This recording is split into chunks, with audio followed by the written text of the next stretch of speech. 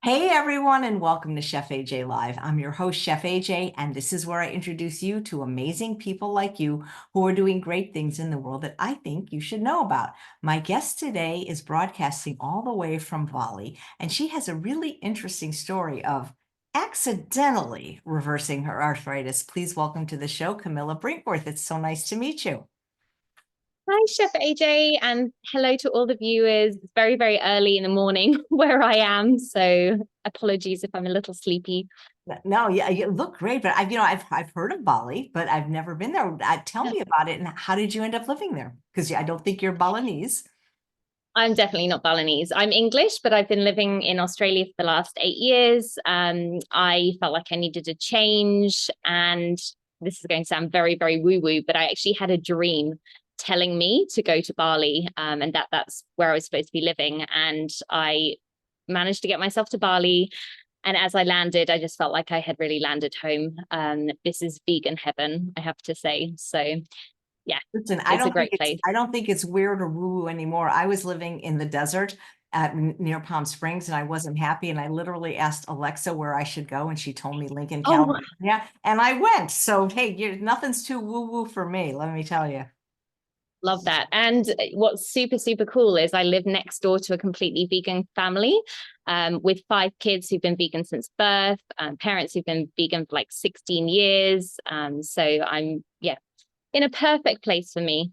I Are found they the place. home? Because I would like to meet them. If not now, please tell them to come to the show. I would love to meet a family of five like that that raised Yeah. vegan. Well, the dad does a lot of kind of public speaking and calisthenics and things like that. So I will definitely put you in touch because he would be a fantastic person to be on the show. That's funny because when we send this little, it's funny because we have these booking form just to help keep us organized because we have so many guests applying. And then one of the questions is, how did you hear about the show? And then he can write from my next door neighbor.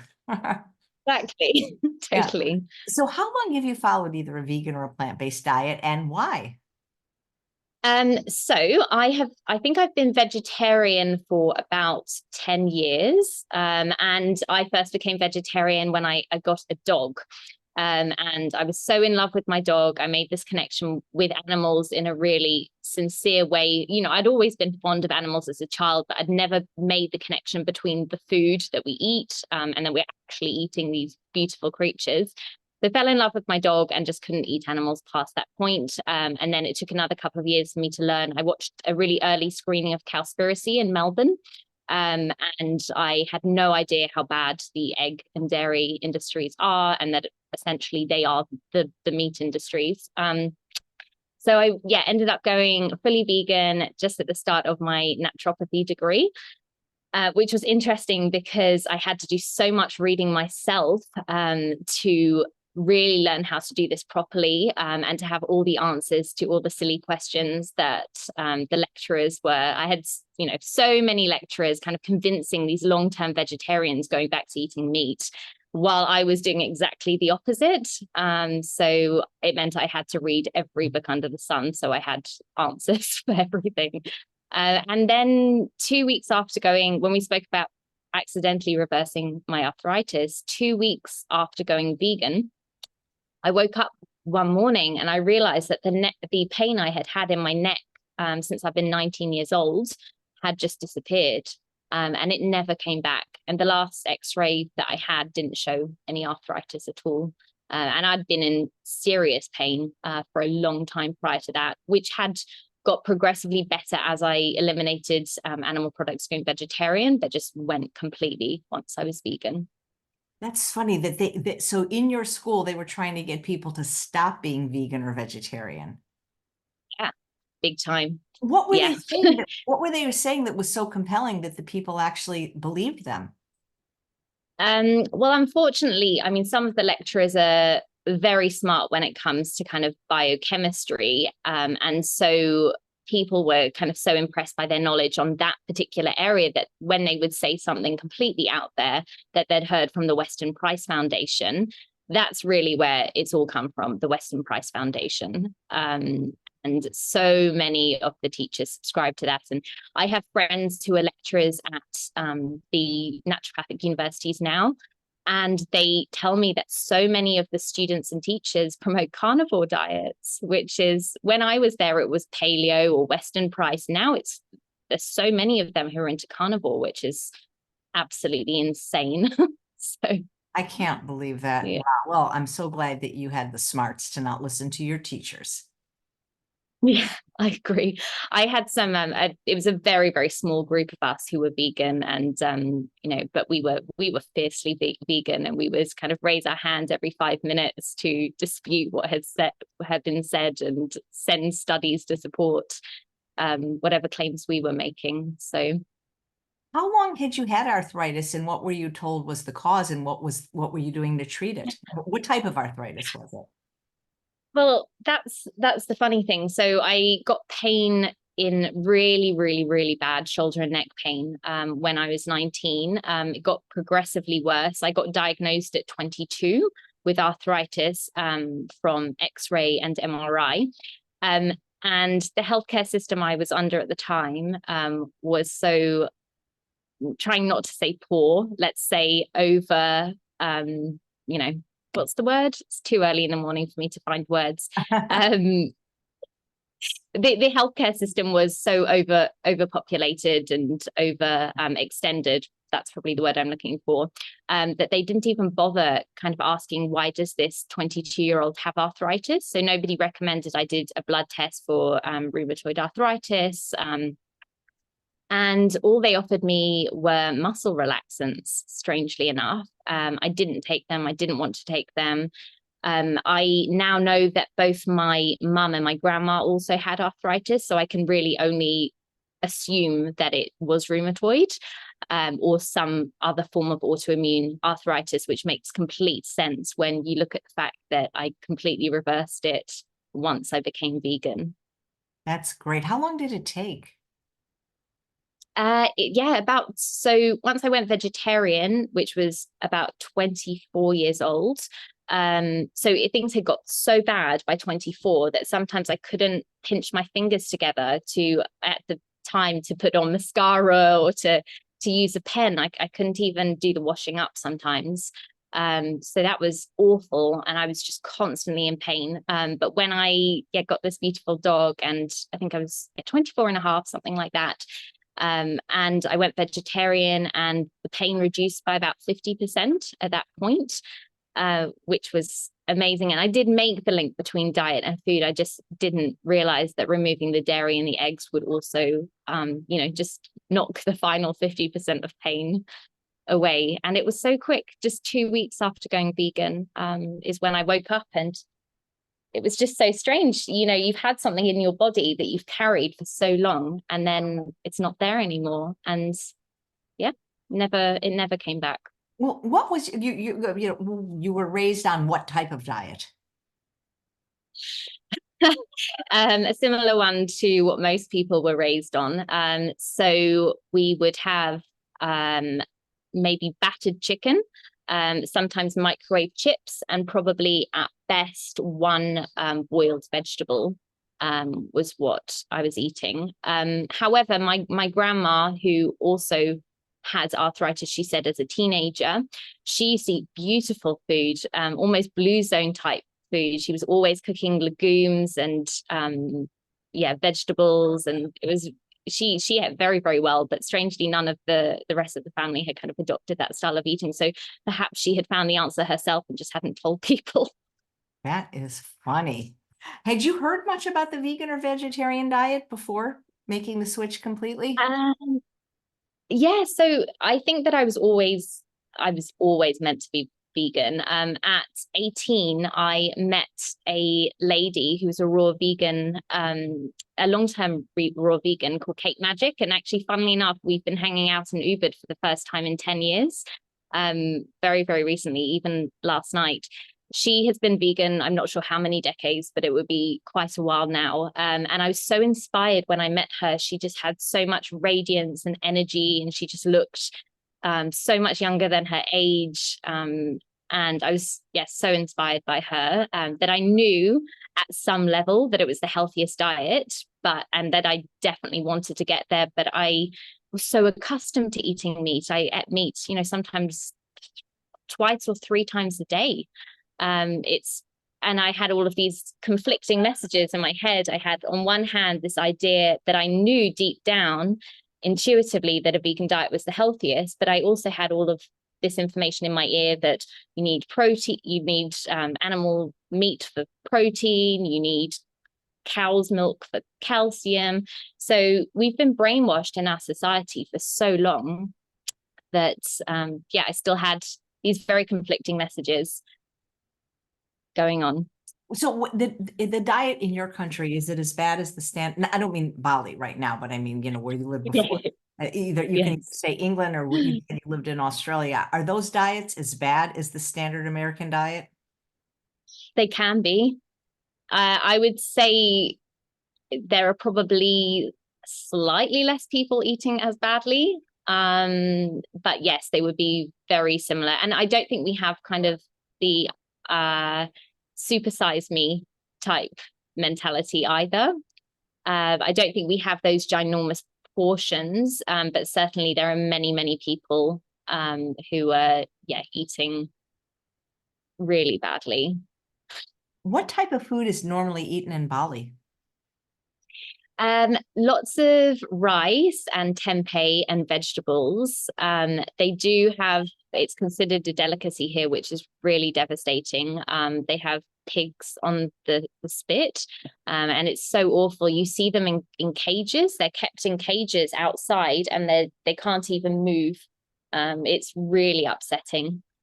So that's probably the worst of it, I would say, in the Balinese diet. But we have such amazing access to such beautiful foods. I'll just quickly show you. I will show you all the food in a moment, but I have access to, so this is 8 different types of greens, organic greens, and I can get this delivered to my house 3 times a week in beautiful banana leaf packaging.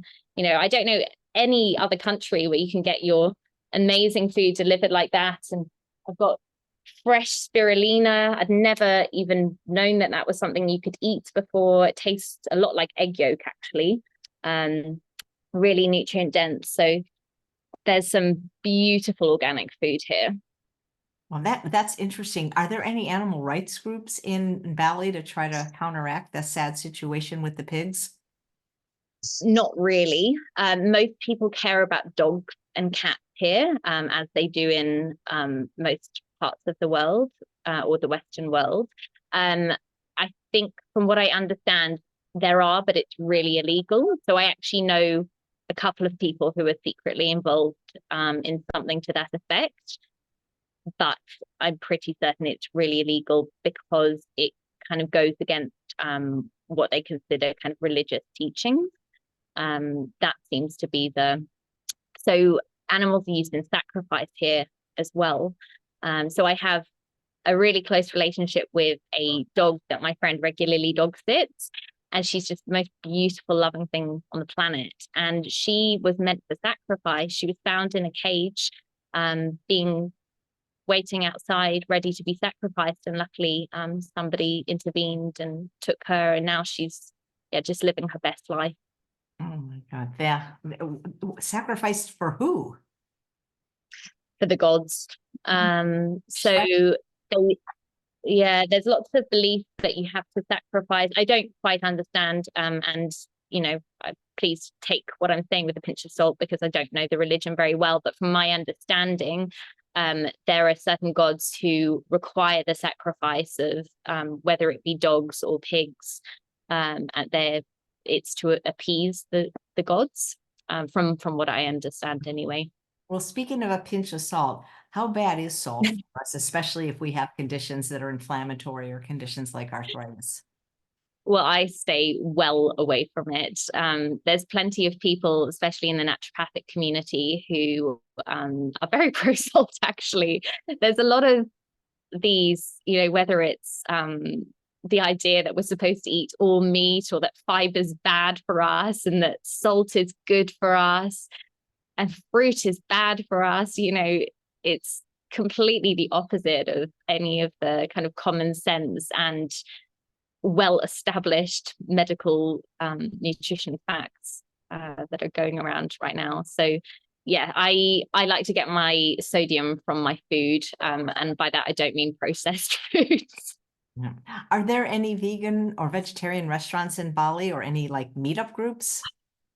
So many, yes. There are so many. I live in Ubud and it is full of vegan restaurants, which is amazing. But I have to say, because of the whole SOS free thing, so salt, oil, sugar free, if I do eat out in one of those, it never feels as good to my body as the food that I like to eat at home. So really, I sometimes eat these foods and all it does is remind me that I feel so much nicer and I actually enjoy my own home cooking.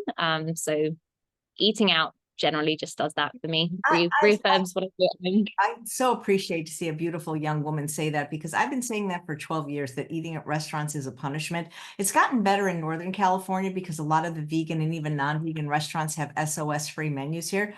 But I always feel better. I just like my own food better. No offense, these chefs are very talented.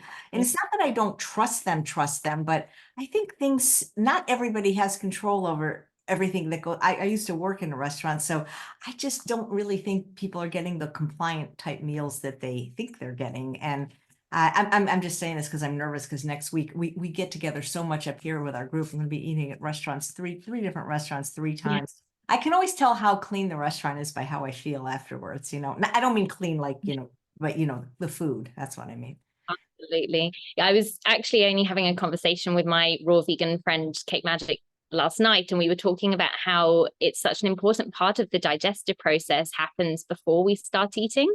And whilst we're cooking, whilst we're preparing that food, we're getting the input to through our nose, through our eyes, and the digestive juices start flowing at that point. And I think it makes a big difference to what we get out of food at the end of the day. And as I will demonstrate, my cooking couldn't be more basic if I tried. I am far from a chef. I am, a nutritionist, but I'm certainly not a chef by any stretch of the imagination. So When you say, I always wonder what that means, but I think it might be different in every country when you say you're a nutritionist. So I'm not a dietitian. So I have done extensive study into nutrition as part of my naturopathy degree. And so essentially I'm a naturopath, but so our degree is exactly the same as the nutritionist degree at the same place, but we do an extra year basically that is in herbal medicine. So because most people don't know what a naturopath is, it's kind of easier to call yourself a nutritionist. So how do you work with people? How do I work with people? Well, I do consults online, and essentially people come to me with various health conditions or even just wanting to switch over to a plant-based diet and unsure that they're meeting their needs. I really have created services because I'm passionate about vegans staying vegan when they want to stay vegan. And often if a client goes to somebody else and they say, I've got these period pains and I happen to be vegan, if it's a non-vegan practitioner, they'll immediately tell them it's because they haven't got the animal products in their diet. So that's what myself and other vegan health professionals, I think, one of the things we're really, really passionate about. Yeah. It's interesting because I've interviewed I've had over 1,800 shows now. And I so far, and I'm sure this person exists, there hasn't been one person that at least I feel like is an expert that says, the secret is I make complicated recipes every day, a different breakfast every 30 days of the month, a different lunch and a different dinner. And we think about our pets. I mean, yeah, maybe there's different flavors, but they kind of their diet, which is, and I'm not saying we shouldn't have variety. You can have different fruits, different vegetables, different whole grains, different legumes. But I feel that the reason people don't like simple recipes is because they're just so stuck. Are you familiar with the concept, the pleasure trap? Yes. Yeah. So, Yeah, absolutely. yeah. I like my food to look like the ingredients. I actually get so much joy. I don't have it here, but back in Australia, I had this huge wooden chopping board. And what I would do is put out all my beautiful vegetables, my mushrooms, my tempeh, and I would just lay it all out in front of me. And I'm just so in awe. And I can't imagine anybody does that with animal products, kind of looks at these foods and thinks, oh, wow, this is so great for my body. I'm delighted to be putting this Yeah. disgusting looking thing inside me. What kind of simple foods do you enjoy? So I eat a very much whole food plant-based diet. I'll just give you a very brief rundown because it's pretty much a breakfast and then fruits, a little bit of nuts, and then lunch and dinner. So breakfast I usually do overnight oats, whether that's, I was doing steel cut. Here I've really only found rolled. So I do rolled oats in some water with carob powder. And I just leave that overnight. And then I add frozen berries. I add some walnuts. That's about it for breakfast. And I'm very delighted to eat that. I look forward to it every day. And then my lunches and dinners are pretty much the same thing. And what I often do is I make something for dinner that I can then have for lunch the next day. And then I switch it all up. So I always like to include legumes. I eat a lot of tempeh. I eat a lot of natto. That's one of my favorite foods.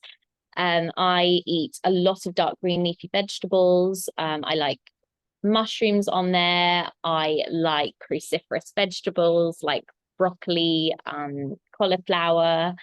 I cook it up with some onions, garlic, and generally either sweet potato or potato that I've left in the fridge to get higher levels of resistant starch, which is really, really good for our gut, and supposedly better for our blood glucose levels.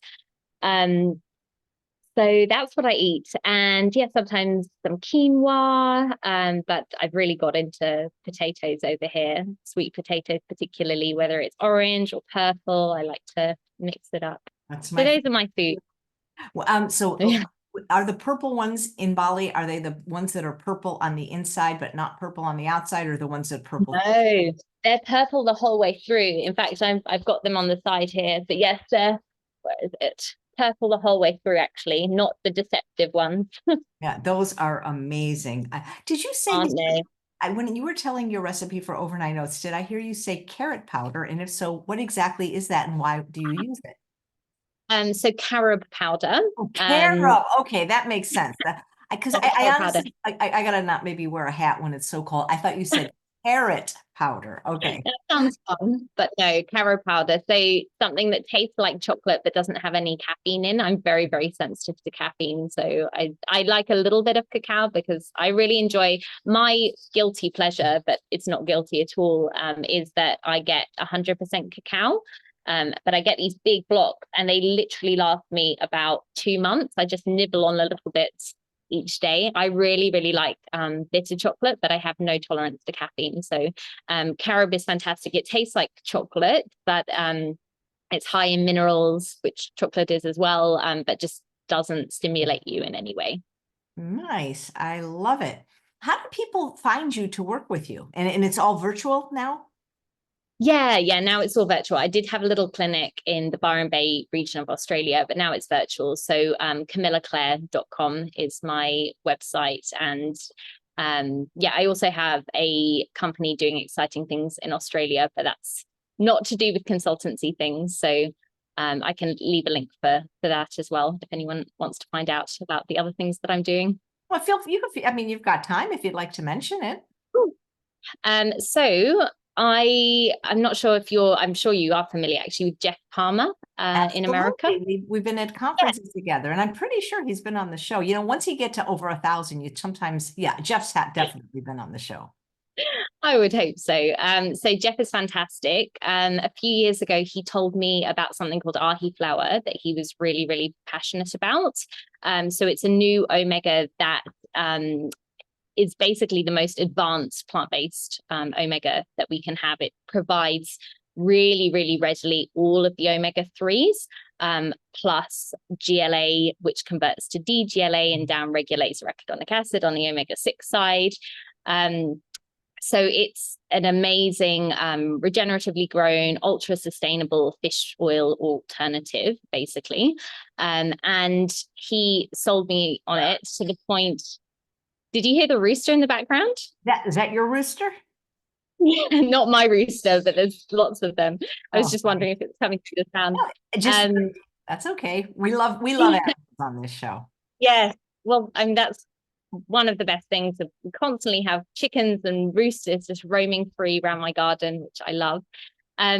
So he told me about Ahiflower, and I became so obsessed with it that I made it my mission to bring it through to Australia and New Zealand as a new omega ingredient there. And we took a couple of years to get it through. We finally got it approved, and now we have exclusive distribution rights of this new ingredient. And I'm on a mission to get everybody to know what it is and to make the switch away from fish to this new Oh oil. man, So fantastic. Well, I mean, yeah. is it for people that wish to take that supplement? Is it something that they have to take every day? Do you suggest they get their DHA levels tested? So it's not something that you can take it as a maintenance thing. I think that it's a really, really good idea. You can also meet your omega-3 needs through flaxseed, chia seeds, etc., etc. The advantage of this is that it's been shown to convert up to 4 times more efficiently than flax to EPA, whilst providing really good levels of tissue DHA that have been shown very, very recently to be comparable to marine DHA sources. So when you're just taking the algae DHA, you're missing out on all of those shorter chain metabolites, and you're also disrupting the natural metabolism of the short chain omega-3s all the way through. And the other advantage it has over flax is that it has really good levels of GLA, which convert to DGLA, and both of those are really healthy omega-6 metabolites, whereas so it upregulates your DGLA levels, whereas flax has actually been shown to decrease DGLA levels by the same amount. So it's not that you can't meet your omega-3 needs through flax. I just consider this to be an upgrade. And that doesn't mean that there aren't really legitimate reasons to be eating flax that have nothing to do with omega-3.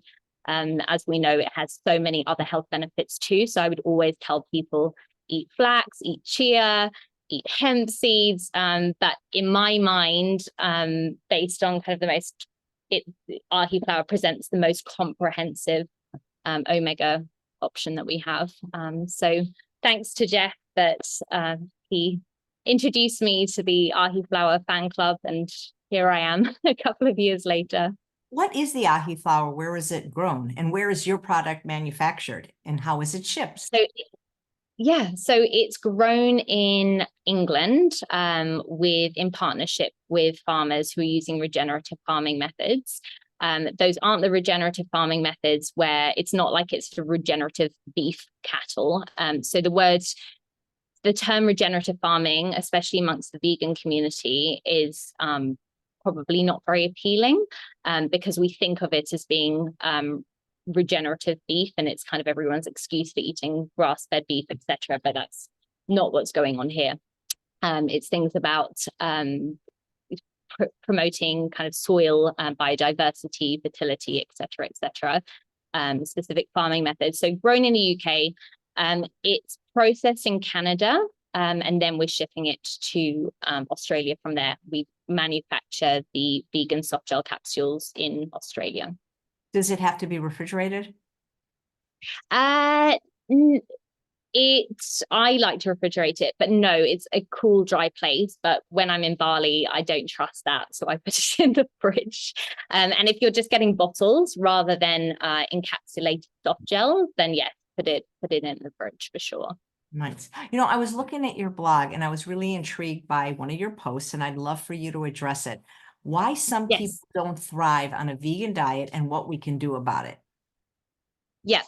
So I think that we really think that vegan diets are just about food, and that if we're not doing that well on a vegan diet, it must be about the food. But I think that whilst it can be about the food, there are other really important things going on. So for instance, had I been at university studying to be a naturopath, and I had all of these trusted lecturers telling me that it was really bad for me, had I not been doing my own reading, had I not been looking to my own sources, I would probably have all of these doubts kind of anytime I might catch a cold. I would instantly credit it to my vegan diet. I think there's also a huge component. A lot of people feel that they really need to do what their families and close friends are doing. And if you don't feel kind of comfortable doing something a bit different to your close friends and family, that could be another reason why you won't stay vegan for very long. But I really think that, again, if somebody's not feeling great and they go to a health professional who doesn't know anything about vegan diet, or, you know, even worse, might be a carnivore doctor, then they'll tell you that anything that's wrong with you is just to do with the vegan diet. So those are a few of the reasons. But I really recommend anybody interested in the topic just to head over to my site and to my blog, because I go into a lot of the reasons there.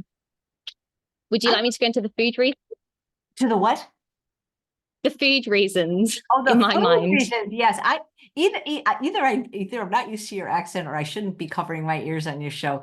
Absolutely, because as you were speaking, I was thinking, because I've been vegan for almost 50 years, and what I've seen in my life, and of course, there's going to be some people that maybe didn't do it correctly and could have used some nutritional guidance. I find the social reason is one of the reasons that I see people like stop being vegan, that it's too hard for them, or they, they don't want to be difficult. Like if it's their, I mean, I know some people that like they're ethical vegetarian, but if somebody goes to the trouble and makes them some chicken, like me, I'd be like, no way, but we're all different. 100%. I think it is that, a lot of people, they feel peer pressure a lot more. I've never been somebody for peer pressure to bother me in any way, shape, or form, but a lot of people really do struggle with that.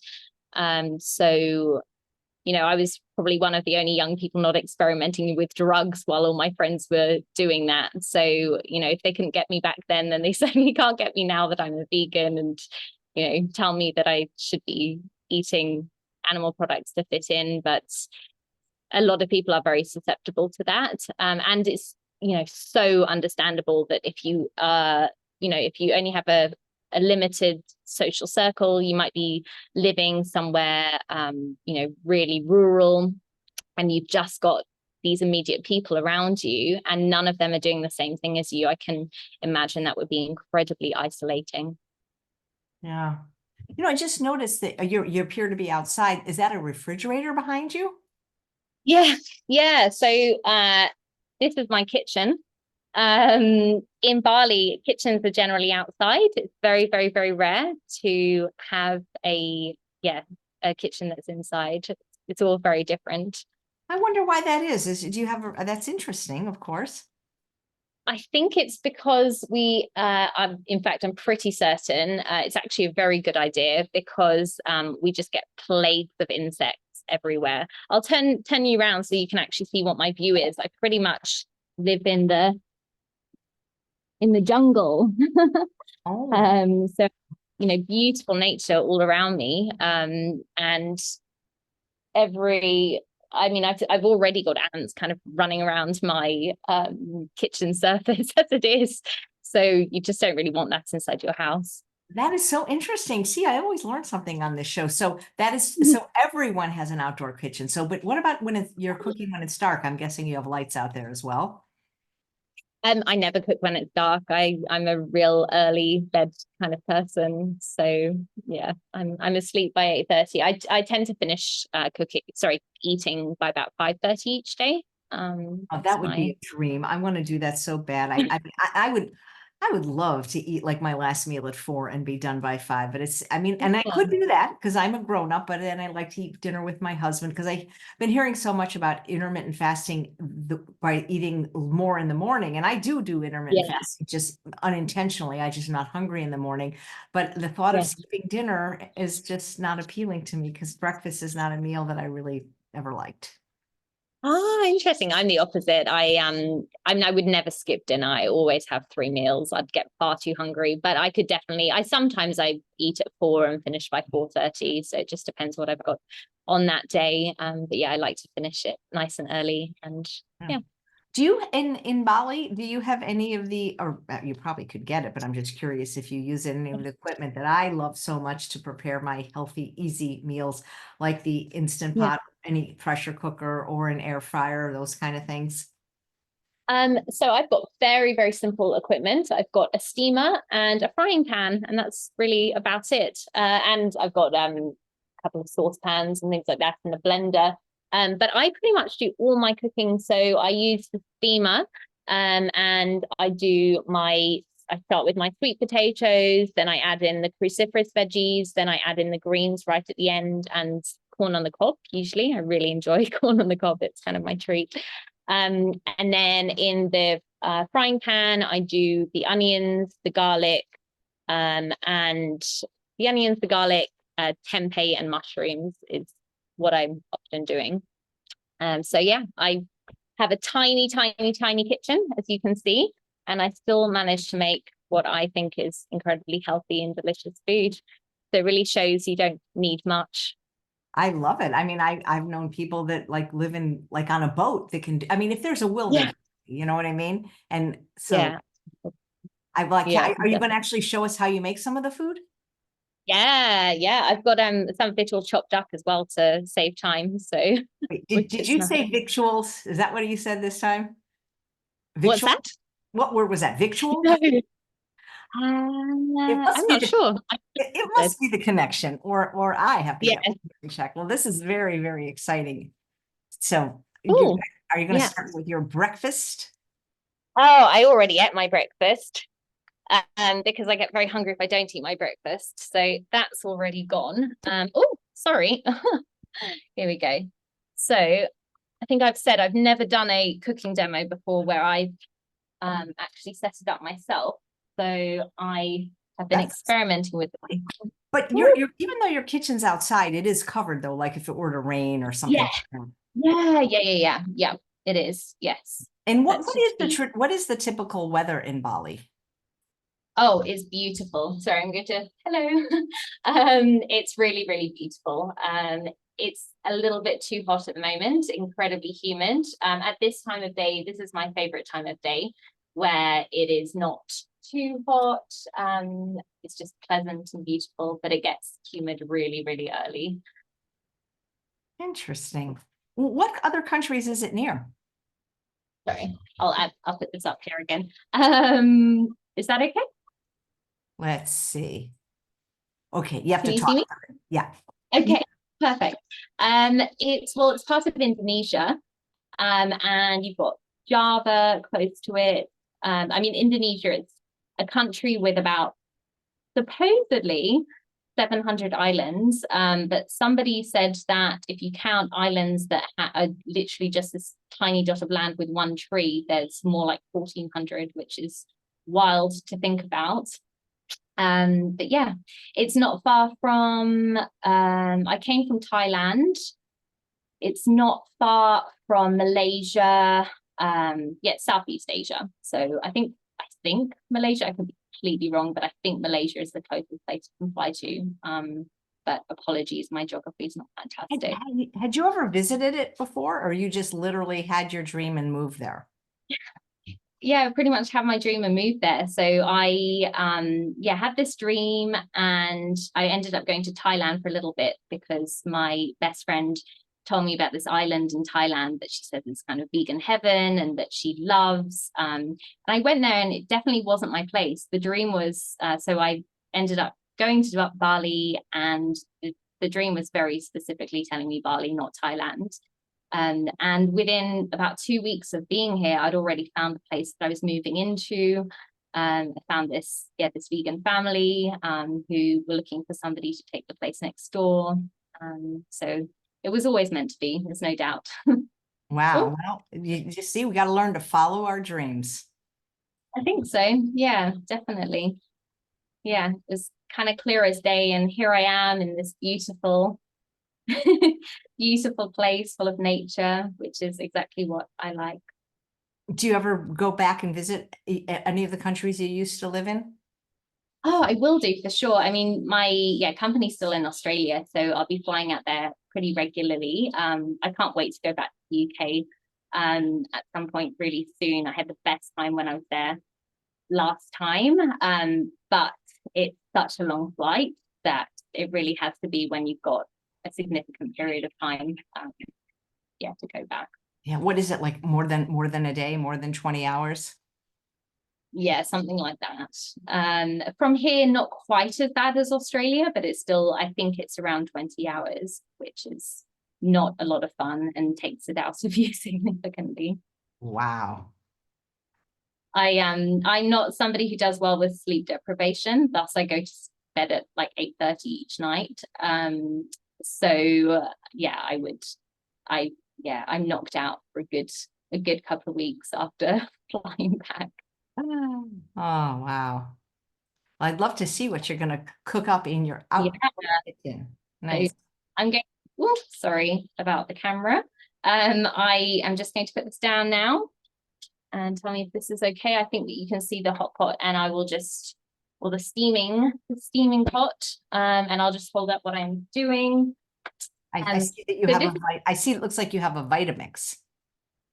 yeah, it's actually not mine. It's not a Vitamix, but it's probably a Vitamix knockoff, I would say. It looks like one. My friend Arman really kindly brought it around so I could make some nice cream out of frozen bananas and durian. So have you eaten durian? That's probably one of my favorites. I believe it or not, I tasted it in culinary school over 20 years ago, and it would taste okay, but man, it's stinky. Yeah, it's actually my favorite food in the world, and probably one of the things I most like about Bali. So yeah. Okay, so this is basically this is a version of what I would eat most days. So we've got sweet potato. This is already, this has already been washed and chopped. I've got both the orange sweet potato, and I've got the purple underneath as well. Show you if you can. So yeah, sweet potato goes in first. I often put in baby potatoes as well. I really, really enjoy. And but yeah, I don't tend to eat them straight away. I tend to put them in the fridge first, so that the resistant starch builds up. So steam are going on, and then I will set them.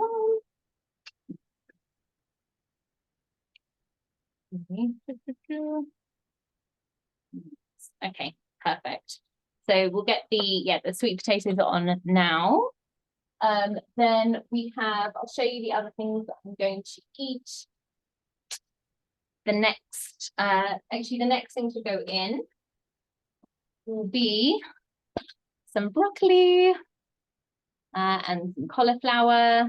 So I like the cruciferous to go in next. So I'll just wash those and start chopping. Okay.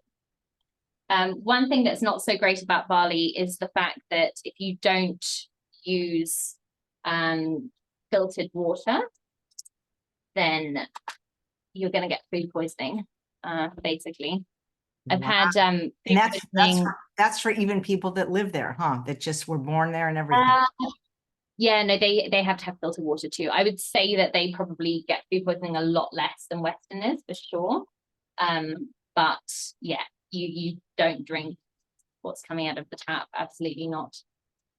Can you wash with it, and can you wash your vegetables with it? I wash with filtered water. I never even risk it. Wow. Even for showering? You have filtered water even for showering, huh? No. I would like to, but no, you don't need it for showering as such. But yeah, I have been in Asia now since February, and I have had food poisoning 6 times, which people don't even believe is possible as a vegan, but it's true. Wow. Yeah. But I think that my healthy vegan diet has meant that my gut has recovered really, really, really quickly. I imagine that if somebody doesn't have a very plant-rich diet, then it would take a lot longer than it has done for me. So my digestion's totally normal. I haven't had any long-term adverse effects, but I've had pretty significant food poisoning. My On gosh. 2 Maybe Yeah. maybe tilt your camera a little because I'm not seeing your cutting board anymore. Oh, okay. Yeah, Sorry. I was, Yeah, and then it just got moved up a little bit. So how do you yeah. think you keep getting food poisoning if you're drinking filtered water? It can be, so I got it once from, we believe, from filtered water in Thailand, that perhaps wasn't as filtered as it should have been, because my neighbor also got food poisoning around that time too. By the way, I have no skills in making shopping look pretty, so please don't judge me on that. I'm all about eating this beautiful nutrient-dense food as opposed to making it look fancy in any way. I also got it from a vegan restaurant once, for sure. And I don't know, to be honest, about the other times. I guess in restaurants, if they're washing their produce with non-filtered water, then you could get it from that as well. It's not a lot of fun.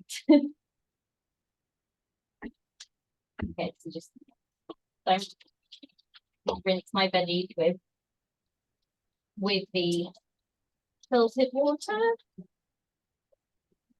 Perfect. And that down a bit. It's funny, because it's only 8 o'clock in the morning where I am, I'm not used to making my lunch or breakfast, sorry, lunch or dinner at this time of day. But it's great because I won't have to do any extra cooking later. Very handy. So let's put that in. So we've got, yeah, 5 more minutes for way.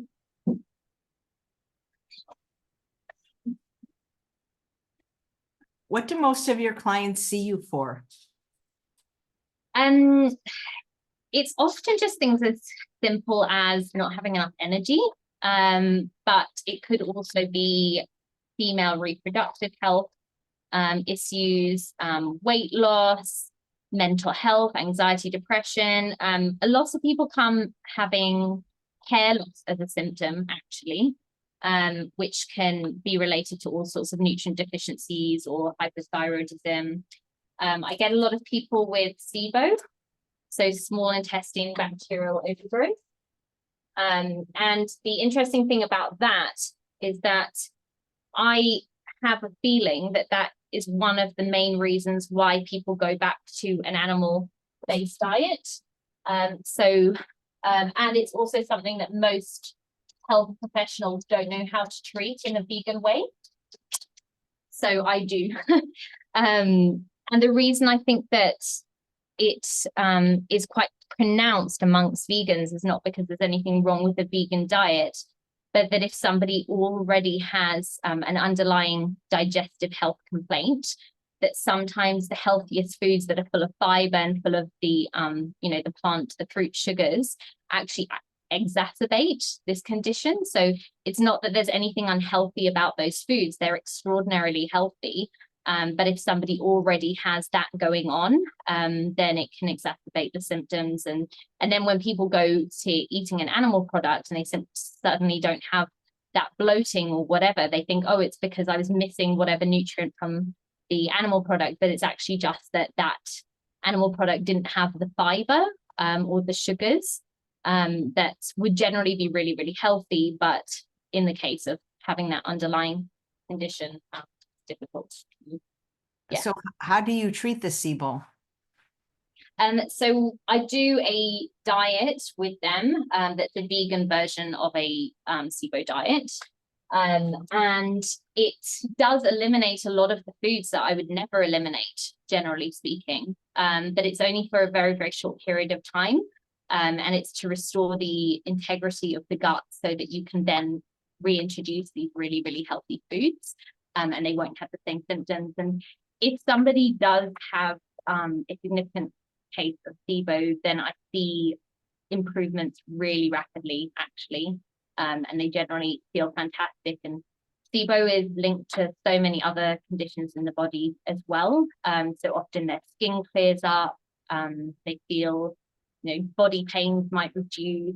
I had one who, once she went on the kind of vegan SIBO protocol, she went to her osteopath, I think it was, and he said, I can just feel the inflammation in your body has gone down, which is amazing. But the goal is always to restore balance, and then to bring people back to being able to eat these foods that are truly the healthiest foods in the world for long-term health. We know that long-term, a low carbohydrate diet is not good for us. And we know that it's linked to increased mortality. We know we shouldn't be eating that. We know we should be eating all these high fiber, high carb foods, but there can be underlying health conditions where restricting that temporarily while treating the gut seems to work very, very well in my experience. Nice. How much longer do we have? 2 minutes. Do you do any kind of batch cooking or batch prep? And only insofar as I generally make what I'm having for dinner and then have it for lunch the next day as well. I did freeze, I'll show you. In fact, I don't know how beautiful this is going to look. But I did freeze. Let's see if I can get it on camera. A minestrone soup. That I don't usually, to be honest, bother making recipes that I see on Instagram, but I did on this occasion because I recently watched Dan Buettner's The Blue Zones, and this has an absolute ton of beans in, 13 bean soup mix, which is great. Wow, you can Very get Bob, happy. you can get Bob Red Mill in Bali? Yeah. Cool. Yeah, there's a really good health food shop called Club Sehat, where you can get lots of really, really great things. So I don't remember exactly what's in here because I've got ice lining the top of it. But yeah, carrots, potatoes, celery, onions, 13 different types of beans, apparently, tomato, and then some macaroni pasta, which is not something I would usually eat, but only a little bit of it, and it was kind of on the recipe, and I thought, why not? That's a fun treat for myself I haven't had in as long as I can remember. Nice. And for anybody who doesn't know what durian is, this is my favorite food in the entire planet. Looks very strange. Ooh, okay, so it's time for the cruciferous veggies to go in.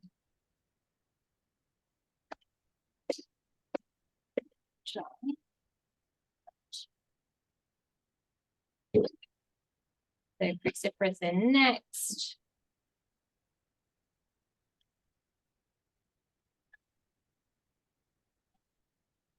Oh, I can already smell the sweet potatoes. They smell so nice.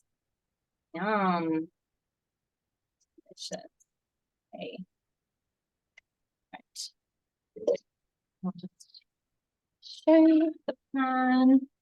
Okay, so we've just got our purple, orange, sweet potatoes, got some cauliflower, some broccoli. Okay. Sorry, this camera doesn't want to stick in place. Don't know why it was, yeah, just about. Okay. So leave that on. And I'm going to put my sweet corn in a few minutes' time as well. And then the last thing, because I don't like to obliterate them too much, is this beautiful array of different types of exotic greens, which is probably one of the most exciting things in my life these days. Okay, so let's just put that on for another 3 minutes. Oh yeah, I was showing the durian. So nobody can see how pungently it smells. To me, it smells like heaven. Wow. Caramel. What is durian? Is durian a fruit? Yeah, it's a fruit. It's actually quite a high fat fruit, but mostly monounsaturated fatty acids. It's really high in tryptophan. It's really high in carotenoids. really high in B vitamins. It's very high in calories. So if you're kind of prioritizing weight loss, then, you know, be mindful about how much durian you eat. And that's because it's, you know, a really high fat fruit. It's not like other fruits, which are kind of predominantly water. Sort of like avocado. I've never seen it fresh. Yeah. I've seen it frozen in the United States, like at Um, Asian markets. yes, I don't think you'll be able to get it on a plane, to be honest, because people, unlike myself, who thinks it's the most delicious thing they've ever smelt, most people think it's absolutely hideous. It's banned from airports in Thailand and public transport, which is funny. Now that's interesting. Yeah. Well, it's the king of fruits. It's known as the king of fruits, and it's really spiky. I've managed to cut myself on it twice. So it's this really interesting fruit that, you know, doesn't seem to want to be eaten. But those who like the taste of it, you know, are very passionate about it. I feel like there'd definitely be durian societies out there. I think there's a durian festival in Malaysia. And there are durian buffets and places where you can try however many different varieties. Okay, so I'm going to start. Do you also have jackfruit in Bali? Yeah. Jackfruit's delicious. I really like jackfruit as well. I don't tend to use it even though it's really tasty, I don't tend to use it as a meat substitute. Not just because I'm not really interested in meat substitutes, but if somebody's trying to replace meat for protein, then really they should be looking at foods like legumes and whole grains, soy products, etc., because it really doesn't offer much in the way of protein. So, but it's delicious, very tasty. So I'm going to start just putting the chopped onion in the pan. I'm going to get some filtered water.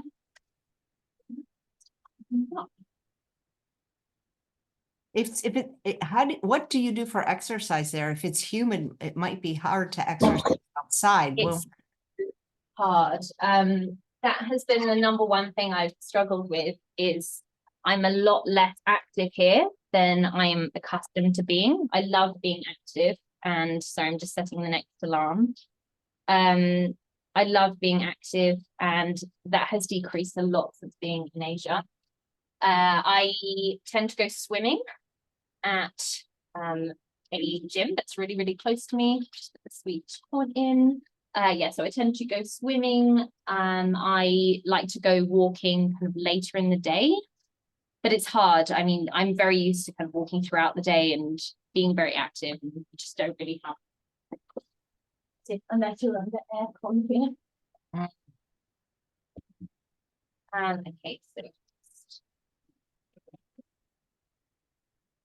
Okay, so sometimes, just to make life a bit harder, sometimes this stove decides not to work.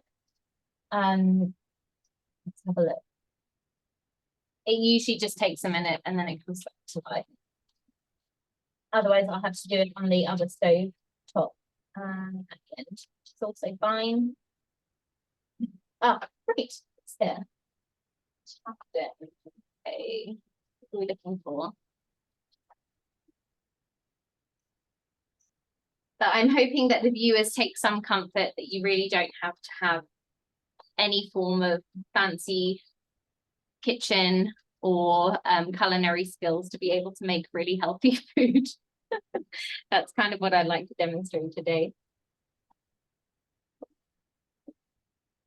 And so we've got oh, sorry. I was going to say, you really don't have any fancy equipment either.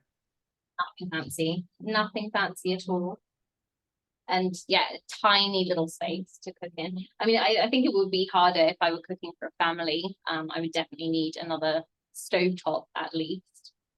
Particularly given I like to eat large ad libitum quantities of beautiful high fiber food. So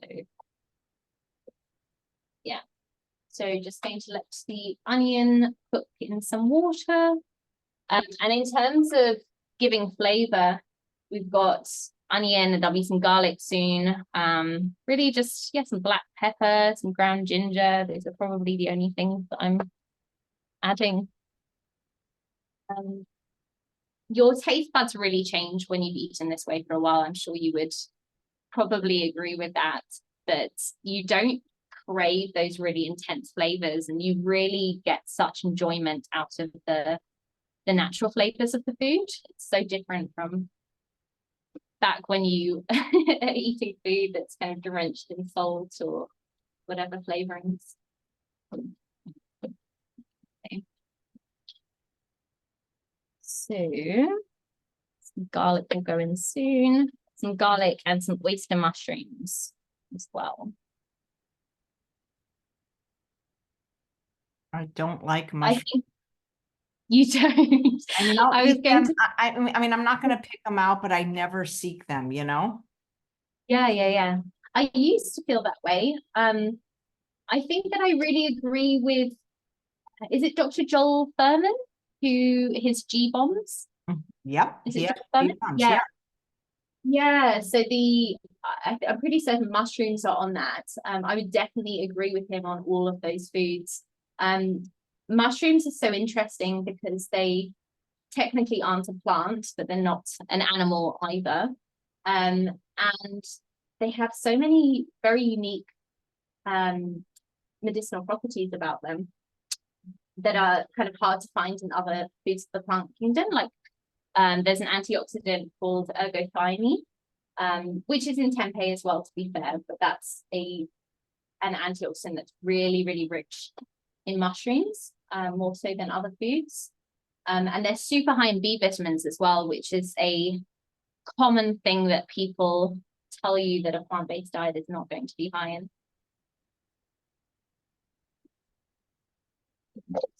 Garlic. Okay, putting the garlic in.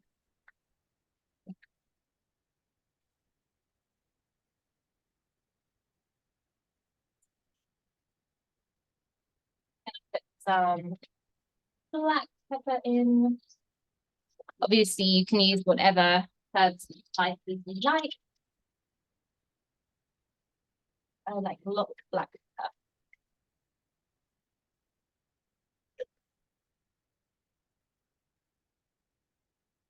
And ginger in too.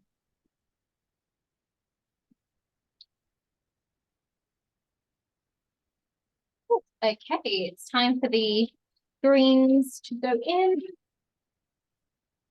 If you boil the water, does it deactivate, you know, like you still have to use filtered water even if you're cooking, right? Yeah, there are some people who would chance it, but I certainly wouldn't. Food poisoning is not fun. Done.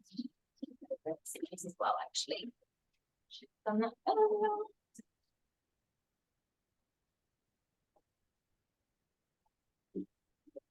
So believe it or not, I had no idea, but this organic farm that I get my produce from, they have 8 different types of kale.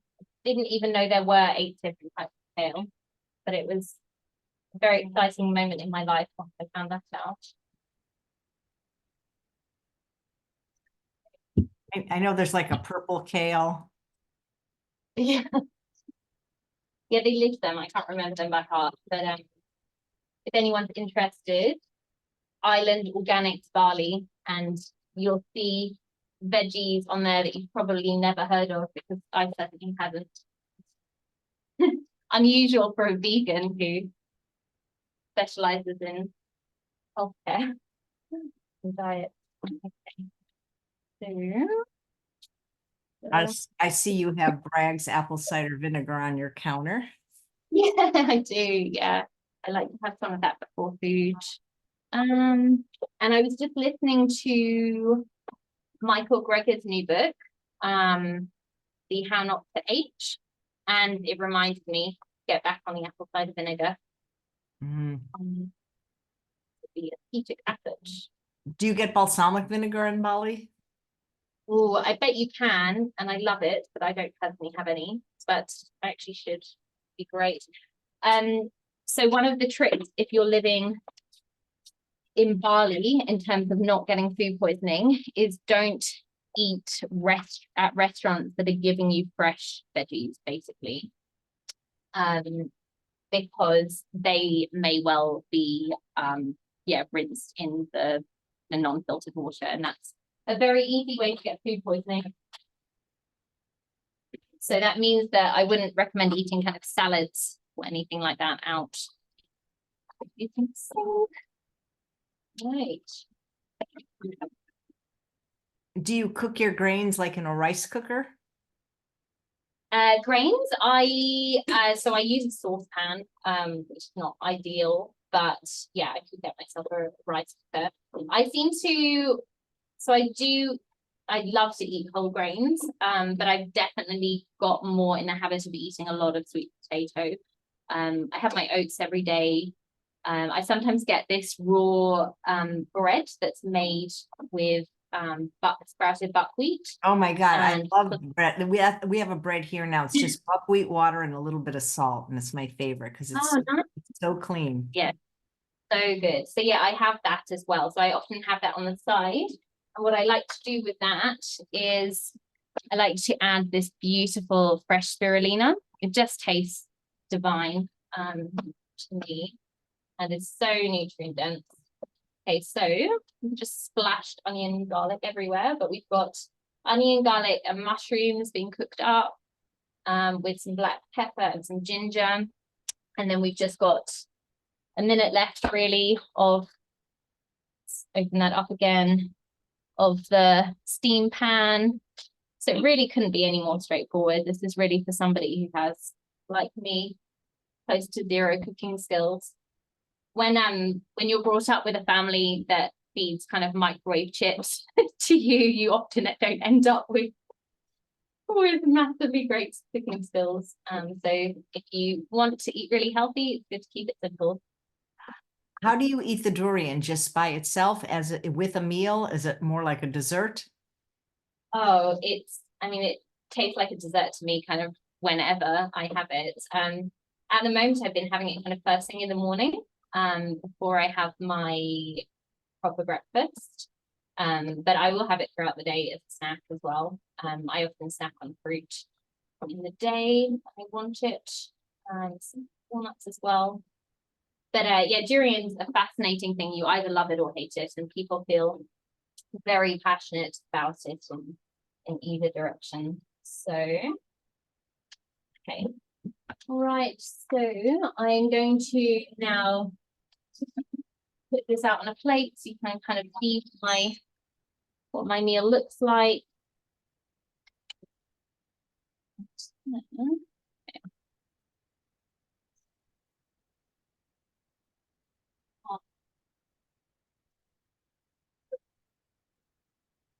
Very dangerous.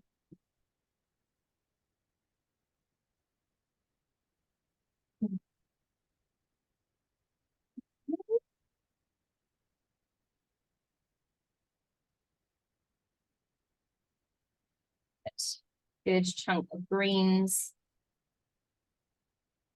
Greens really are one of my absolute favorite foods. I'm just so in awe of them. And if you're looking for kind of nutrient density per calorie, you just really can't beat greens. So we've got a good portion of greens. Get the sweet corn. What do you think of the 100% raw food diet? Does it matter about the person, whether or not that would be a good choice for them? Yeah, I think that's probably a fair call. So I think that it can be done in a nutritionally balanced way. I think it's much harder, and I think you really need to know what you're doing, and you need to do it then in a really mindful way. If I were to do it, I'd want to be sprouting legumes. I still think that if you are being raw, that you should be looking at kind of all the main food groups that we expect to eat in a whole food plant-based diet. So that being fruit, vegetables, nuts, seeds, legumes, and whole grains. I'd still want to be including all of those foods, but you just have to use different preparation methods. I think that Brenda Davis's book, Becoming Raw, is very, very good. I think she is absolutely fantastic at conveying evidence-based information around different types of vegan diets.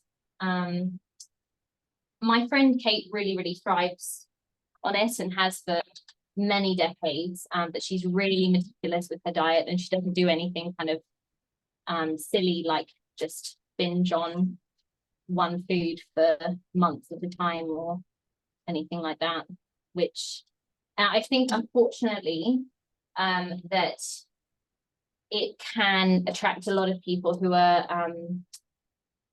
predisposed to eating disorders or who have a history of eating disorders, and then it can very quickly become very restrictive and very detrimental to health. So I definitely think it can be done based on a few friends that I've had who have done it for long time, but I think it's much easier in general to eat a partly cooked, partly raw vegan diet. Okay, so then one more thing that I'm going to add. Oh, I haven't even added my natto yet. Don't think I've even spoken about my natto. No, you haven't. Oh, natto is one of my favorites. So durian and natto, maybe I was Asian in a past life, who knows, but durian and natto are definitely two of my absolute favorite foods. It's again a bit like durian, it's really acquired taste, but it's one that this first time I tasted it, I thought it tasted revolting, but now I absolutely love it. So it's a way of fermenting soybeans. And it's actually, so one of the things people think they're being clever in asking you to trick you out with as to the healthfulness of the plant-based diet, is they ask you where you get your K2 from. That's one of the things that the anti-vegan medical establishment puts out. But actually, not only do we convert K1 very readily with our healthy gut microflora to K2 from things like dark green leafy vegetables, but actually natto, this food, is the highest food source of K2 above animal products. So Interesting, but a lot of people don't like that either, from what I understand. they don't like natto. Yeah, no, it's very much an acquired taste, absolutely. But I didn't like it the first time I tried it. Now I really like it. So food is almost done. One little touch, which is my spirulina. If you are in Hawaii, I think you can also find fresh spirulina. I could be incorrect on that, but I have heard that. But I've never come across fresh spirulina before I came to Bali, and so good. That is interesting. I thought spirulina, that's not from the ocean, is it?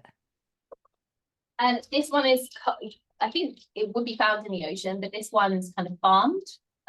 So yeah, it's an algae and very, very, very nutrient dense. And one of my kind of key things with food, and you'll see when you look at my plate, is that I'm looking for as many different colors as possible, because that's indicative of the different antioxidants that we can find in the food. So this has a very unique blue-green color to it. And like I said, to me, it tastes like egg yolk, and very nutrient dense. So yeah, I've got my plate now, so I can bring the camera over and show you. It's a little bit too early for me to eat any of it. Let me just wash my hands and not move the camera. We can go back to where we were before. That will probably be easier. Okay. I'll just. Well, that was great. Well, thank you for that presentation. And very quick, very easy. And I'll show you the plate now.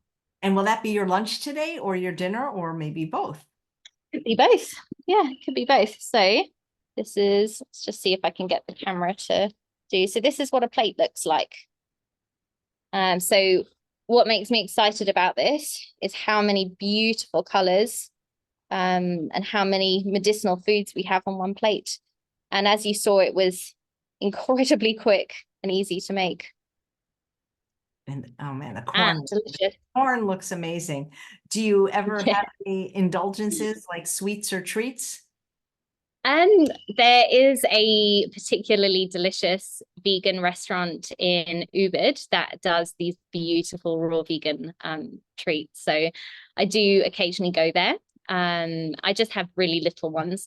I never feel the need to have a big dessert. I don't feel like I need a big slice of cake, but kind of little cute chocolates or something like that. Absolutely.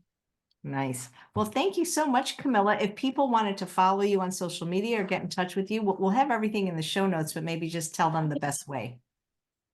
And so yeah, probably Instagram, Camilla Claire Naturopathy is where to find me. Great. Well, it's so nice coming into your kitchen, your outdoor kitchen. The first time I've seen that. Yeah, fantastic. Thank you so much, Chef AJ. It's been really fun. And thank you to all the viewers as well. I hope that you've learned how easy and how little cooking skills you need to eat something really, really healthy. And how you can accidentally reverse your arthritis in the process. Absolutely. Totally. Thanks so much, Camilla. And thanks all of you for watching another episode of Chef AJ Live. Please come back soon for another great episode.